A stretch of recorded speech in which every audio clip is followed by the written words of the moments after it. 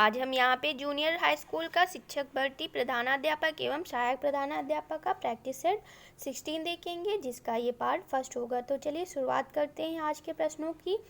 पहला प्रश्न यहाँ पे कह रहा है कि भारतीय गणितज्ञ जिन्हें हाल ही में गणित का प्रतिष्ठित माइकल एवं शीला हेड पुरस्कार 2021 का विजेता घोषित किया गया है। तो ये माइकल एवं शीला हेड पुरस्कार 2021 किसको प्रदान किया गया है? निखिल श्रीवास्तव को ये प्रदान किया गया। और इसके साथ साथ में ये जो भारतीय युवा गणितज्ञ निखिल श्रीवास्तव को दो अन्य लोगों के साथ ये पुरस्कार प्रदान किया गया है। वो कौन से दो अन्य लोग हैं? इसमें जो इकोल पॉलिटेक्निक फेडरल डी लॉसने के एडम मार्कस और येल विश्वविद्यालय के डेनियन एलॉल स्पीलमैन के साथ इनको संयुक्त रूप से ये पुरस्कार दिया गया है, उससे नवाजा गया है। तो इसका करेक्ट ऑप्शन हो जाएगा निखिल श्रीवास्तव, जिन्हें माइकल एवं शीला हेड पुरस्कार से सम्मानित किया गया है। आगे देखते हैं। अगला प्रश्न है कि संयुक्त राष्ट्र के आर्थिक और सामाजिक मामलों की जनसंख्या विभाग द्वारा जारी इंटरनेशनल माइग्रेशन 2021 रिपोर्ट के संदर्भ में निम्न कथनों में से कौन सा कथन सत्य है? तो इसमें पूछा है सत्य कौन सा है, तो ऑप्शन देख लेते हैं। प्रवासी के रूप में भारतीय लोग सर्वाधिक रूप से यूएई में रह रहे हैं और प्रवासियों के मामले में भारत दूसरे स्थान पर है। तीसरा पॉइंट है कि मैक्सिको के सबसे अधिक लोग दूसरे देशों में रहते हैं। तो यहाँ पे पूछा था सत्य कौन सा है, तो इसका ऑप्शन नंबर ए ये सही हो जाएगा, यानी कि प्रवासी के रूप में भारतीय लोग सर्वाधिक रूप से यूएई में यानी कि संयुक्त अरब अमीरात में रह रहे हैं, जहाँ पे 3.5 मिलियन लोग रहते हैं। और इसके बाद जो संख्या है वो अमेरिका में है 2.7 मिलियन लोग रहते हैं। तो इसमें करेक्ट ऑप्शन हो जाएगा ए, यानी प्रवासी के रूप में भारतीय लोग सर्वाधिक रूप से यूएई में रह रहे हैं। अगला प्रश्न है कि उस न्यायमूर्ति का नाम बताइए जो जनवरी 2021 में जो ब्रॉडकास्टिंग कंटेंट कंप्लेंट्स काउंसिल यानी बीसीसी की पहली महिला चेयरमैन रही हैं। तो बीसीसी की पहली महिला जो चेयरमैन रही हैं वो Geeta Mittal. Option number A इसका करेक्ट हो जाएगा। गीता मित्तल को बीसीसी की पहली महिला चेयरपर्सन चुना गया है, तो इसका ऑप्शन ए इसका करेक्ट हो जाएगा। अगला प्रश्न है कि अमेरिकी नवनिर्वाचित राष्ट्रपति जो बाइडेन के संदर्भ में निम्न कथनों पर कौन सा इसमें मतलब कथन सत्य है ये बताना है। तो ऑप्शन है जो बाइडेन अमेरिका के 46वें राष्ट्रपति हैं। अमेरिकी राष्ट्रपति चुनाव में वह डेमोक्रेटिक पार्टी के उम्मीदवार रहे हैं और वे 2009 से 2017 तक अमेरिका के 47वें उपराष्ट्रपति रह चुके हैं। तो इसका जो ऑप्शन नंबर डी होगा वो सही होगा, यानी कि ये तीनों जो कथन हैं ये सत्य हैं। ये 46 क्रम के थे राष्ट्रपति और इनको डेमोक्रेटिक पार्टी के उम्मीदवार थे और इन्होंने 2009 से 2017 तक अमेरिका के 47वें राष्ट्रपति तक उपराष्ट्रपति रह चुके हैं। तो ऑप्शन नंबर डी इसका करेक्ट हो जाएगा। अगला प्रश्न है कि प्रधानमंत्री नरेंद्र मोदी ने पश्चिमी डेडिकेट फ्रेट कॉरिडोर के न्यू मदार न्यू रेवाड़ी का हाल ही में उद्घाटन किया। न्यू मदार किस राज्य में है? तो ये कौन से राज्य में है? तो ऑप्शन नंबर ए इसका करेक्ट हो जाएगा। राजस्थान में ये स्थित है। राजस्थान यानी में ये न्यू रेवाड़ी, इसको न्यू मदार या न्यू रेवाड़ी भी बोलते हैं, तो ये राजस्थान में स्थित है। प्रधानमंत्री नरेंद्र मोदी ने पश्चिमी डेडिकेट फ्रेट कॉरिडोर यानी कि WDFC के न्यू मदार या न्यू रेवाड़ी खंड का 7 जनवरी 2021 को वीडियो कॉन्फ्रेंस के माध्यम से उद्घाटन किया था। WDFC इस खंड के चालू होने से हरियाणा के जो रेवाड़ी और महेंद्रगढ़ और राजस्थान की अजमेर तथा सीकर में उद्योगों को इससे लाभ हुआ है। तो ये न्यू मदार किस राज्य में स्थित है? तो ये है राजस्थान में स्थित है। अगला प्रश्न देखते हैं। यहाँ पे कह रहा है कि भारतीय रिजर्व बैंक RBI ने धन के तत्काल लेन देन की प्रणाली RTGC को अब वर्ष के सभी दिन यानी 24 घंटे के लिए शुरू कर दिया है। ये RTGC के संदर्भ में निम्न कथनों में से कौन सा कथन सत्य है? ऑप्शन देखते हैं। RTGS का पूर्ण रूप है रियल ट्रांजैक्शन ग्रॉस सेटलमेंट या RTGC से न्यूनतम 2 लाख रुपए का लेन देन जो किया जा सकता है, या RTGC प्रणाली में अधिकतम राशि के लेन देन की कोई सीमा नहीं है। तो इसमें ऑप्शन नंबर इसका बी करेक्ट हो जाएगा, यानी कि 2 और 3। ऑप्शन 2 में इसमें 2 में बोला है कि आरटीजीसी से न्यूनतम 2 लाख रुपए का लेन देन किया जा सकता है और आरटीजीसी प्रणाली में अधिकतम राशि के लेन देन की जो सीमा कोई नहीं रखी गई है। तो इसमें ये दोनों कथन सत्य हैं। और इसका जो ऑप्शन नंबर ए है, ये इसका फुल फॉर्म जो होता है वो रियल टाइम ग्रॉस सेटलमेंट होता है, ना कि रियल ट्रांजेक्शन हो। तो यहाँ पे रियल टाइम ग्रॉस सेटलमेंट इसका करेक्ट होगा। तो इसलिए ये पहला वाला गलत है और ये 2 और 3 इसमें सही हैं। आगे देखते हैं, भारत ने हाल ही में MRSAM का सफल परीक्षण किया। इस मिसाइल के संदर्भ में निम्नलिखित कथन कौन सा सत्य है? ये कहा इसमें सत्य कौन सा है? तो यहाँ पे ऑप्शन है कि यह मध्यम दूरी की हवा से हवा में मार करने वाली एक मिसाइल है और इस मिसाइल को DRDO ने इजराइल एरोस्पेस इंडस्ट्रीज के साथ मिलकर डिजाइन किया है और इसकी जो मारक क्षमता है वो 70 किलोमीटर है। तो इसका जो ऑप्शन सही हो जाएगा वो 2 और 3, यानी ऑप्शन नंबर 20 का करेक्ट होगा। यानी कि इस मिसाइल को DRDO ने इजराइल एरोस्पेस इंडस्ट्रीज के साथ मिलकर डिजाइन किया है और इसकी जो मारक क्षमता है वो 70 किलोमीटर है। तो ऑप्शन नंबर इसका बी करेक्ट हो जाएगा। ये जो इसका MRSAM इसका जो फुल फॉर्म है ये medium range surface to air missile इसका फुल फॉर्म है। तो ये जो मिसाइल है ये इस मिसाइल को रक्षा अनुसंधान एवं विकास संगठन यानी DRDO ने इजराइल एरोस्पेस इंडस्ट्रीज के साथ मिलकर डिजाइन किया और इसका जो निर्माण है वो भारत डायनामिक्स लिमिटेड ने इसका निर्माण किया है और ये 70 किलोमीटर के दायरे में आने वाली मिसाइलों, लड़ाकू विमानों, हेलीकॉप्टरों, ड्रोनों और निगरानी विमानों को मार करने में सक्षम है। तो इसका ऑप्शन बी करेक्ट हो जाएगा। अगला प्रश्न देखते हैं कि भोपाल गैस त्रासदी के कारण 2 से 3 दिसंबर की रात को गिनती देश के इतिहास में काला दिन के तौर पर कौन सा दिन बोलते हैं? इस त्रासदी के संदर्भ में निम्न कथन कौन सा सत्य है? तो इसमें सत्य पूछा गया है। तो इसमें ऑप्शन देखते हैं कि यह दुर्घटना 1984 में घटित थी और यह दुर्घटना जो है मिथाइल आइसोसाइनाइड गैस का रिसाव हुआ है इसमें, और इस जो ये दुर्घटना हुई थी इसमें यूनियन कार्बाइड कारपोरेशन कारखाने में हुआ था। तो इसका जो करेक्ट हो जाएगा वो ऑप्शन डी, यानी कि ये तीनों ही सही हैं। ये जो भोपाल गैस त्रासदी थी वो 1984 में 2 से 3 दिसंबर की मध्यरात्रि को यूनियन कार्बाइड कॉरपोरेशन कारखाने में मिथाइल आइसोसाइनाइड गैस के रिसने से एक बड़ी संख्या में लोगों की इसमें मृत्यु हो गई थी। और यूनियन कार्बाइड संयुक्त राज्य अमेरिका की रसायन और बहुलक बनाने वाली सबसे बड़ी कंपनियों में से एक है। तो इसका करेक्ट ऑप्शन हो जाएगा डी।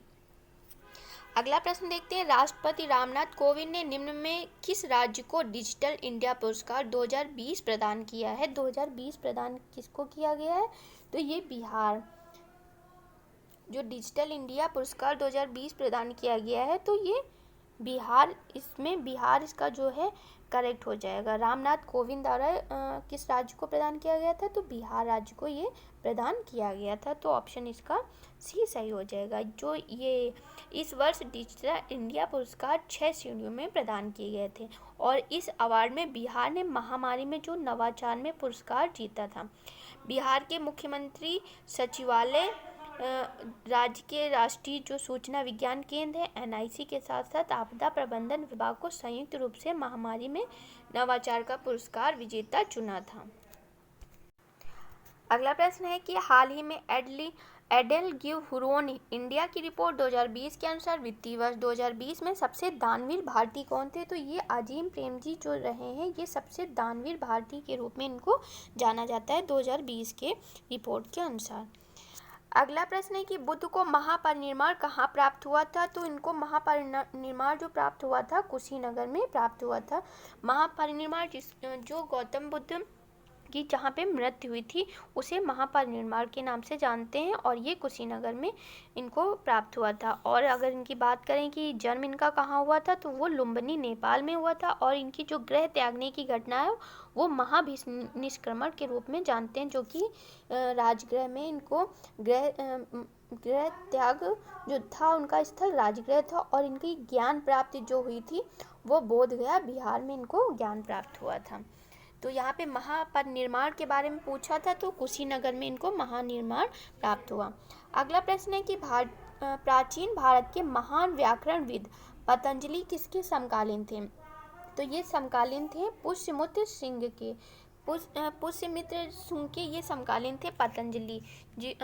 ये व्याकरणविद थे और पतंजलि ने महाभाष्य नामक पुस्तक की भी रचना की है।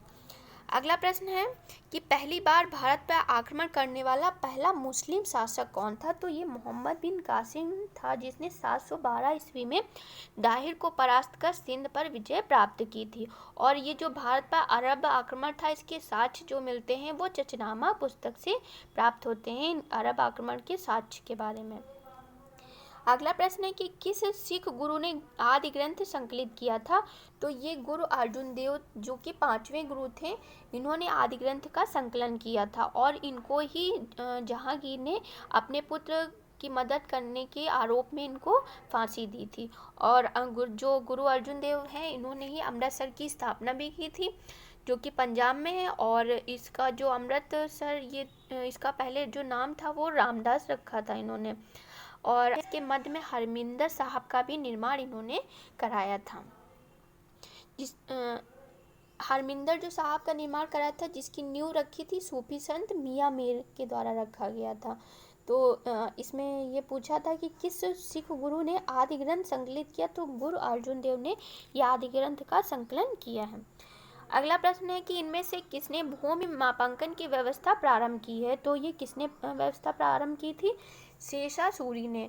शेरशाह सूरी ने बहुत सारे काम किए थे, जैसे कि सड़कों का निर्माण, ग्रांड ट्रंक रोड, ये सभी काम शेरशाह सूरी द्वारा कराए गए थे। और ये जो शेरशाह सूरी हैं, ये सूर्यवंश के संस्थापक थे।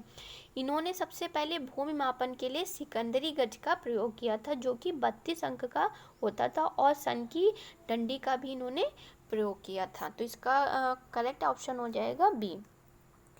अगला प्रश्न है कि किस वर्ष में ईस्ट इंडिया कंपनी ने रणजीत सिंह के साथ अमृतसर की पहली संधि पर हस्ताक्षर किए? तो अमृतसर की जो पहली संधि पर हस्ताक्षर किए थे वो सन था 1809 ईस्वी में, ये इन्होंने हस्ताक्षर किए थे।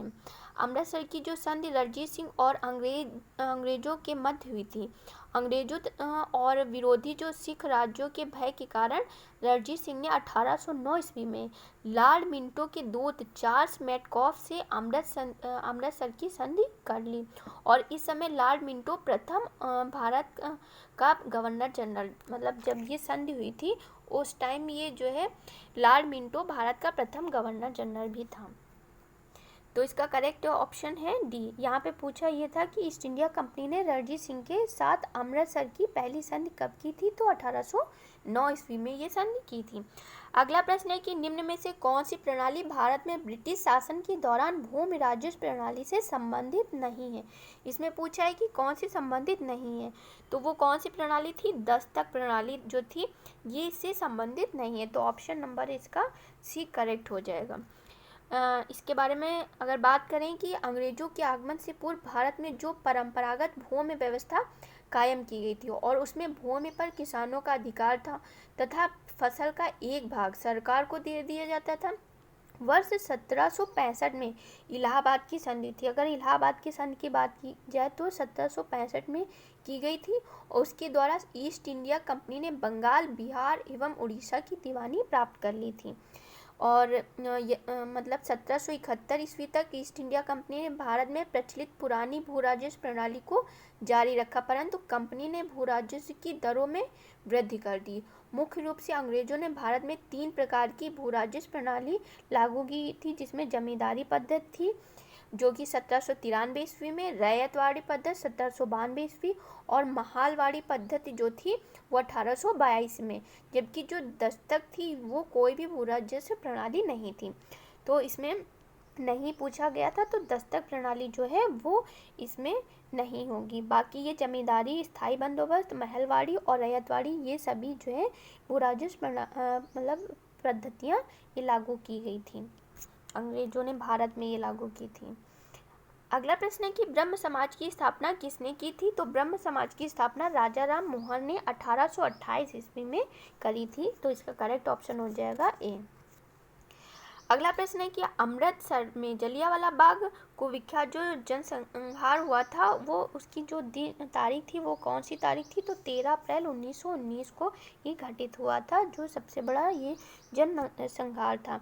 तो ये जलियांवाला बाग जो कि मतलब 13 अप्रैल 1919 को अमृतसर में ये घटना घटित हुई थी और इसमें डॉक्टर सत्यपाल और सैफुद्दीन किचलू की गिरफ्तारी के विरोध में हो रही जो जनसभा पे जनरल डायर ने इसमें अंधाधुंध गोलियां चलाई थी।